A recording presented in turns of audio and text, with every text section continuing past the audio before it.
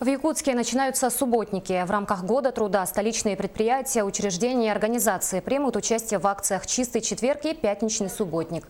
Они пройдут во всех округах и пригородах города. В администрации Якутска прошло собрание с участием представителей управляющих компаний и управ городских округов, на котором обсудили план проведения мероприятий и наметили основные проблемные участки.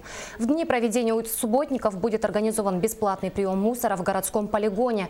Однако для этого необходимо всем желающим получить талоны в управах и территориальных администрациях. Отметим, в субботники могут принять участие как предприятия, так и добровольцы.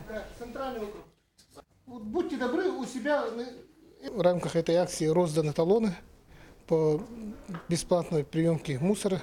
И если юридические лица или физлица, которым образовался за долгий зимний период мусор сухой или твердый бытовой отход, они могут, получив этот талон, бесплатно вывести на полигон. Конечно, у нас есть городские предприятия, которые всецело поддерживают эти акции и хотят, при заранее предъявленной заявке могут предоставить технику нашим округам и пригородам.